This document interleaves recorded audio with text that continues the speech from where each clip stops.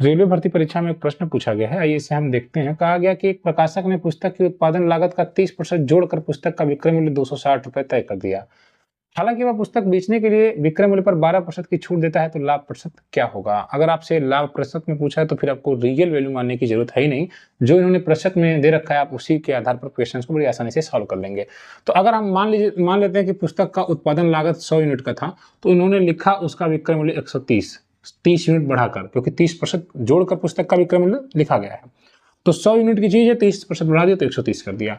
अब पुस्तक बेचने के लिए विक्रय मूल्य पर इस पर इन्होंने 12% की छूट दी। जब बेचने जा रहा है तो इस पर 12% की छूट दे रहे हैं, तो आपको 10% निकालना आराम से आ जाएगा। 10% निकालना तो आपको इसका 10% 13 होगा। बोलिए हाँ या ना? 10% निकालने के लिए पीछे जीरो हटा दिए। अगर आपको 1% निकालना है तो 2 अंक दशमलव लगा दिए, 1.3। तो मैं आपसे पूछूं 1% कितना होता है? 1.3। मैं आपसे पूछूं 2% कितना होता है? 2.6। तो 13 आपने निकाला और 2% और, यानी कि अगर आप 10%, इसको समझिएगा, 10% और 2% निकाल लें तो आप 12% निकाल लेंगे। तो 10%, तो इसके लिए आपको कैलकुलेशन नहीं करना है। 10% 13, 2% तो 2.6, 2.6 कितना हो गया?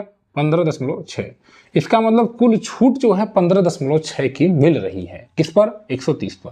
तो 130 की चीज पर आप 15.6 छोड़ देंगे तो आप कितना प्राप्त करेंगे? सर मैं 114.4 प्राप्त करूंगा। बोलिए हाँ या ना? 130 उसने विक्रय मूल्य किया और उस पर 12% की छूट दिया। तो 12% निकालना आसान है। 10% और 2% निकाल लीजिए, 12% निकल जाएगा।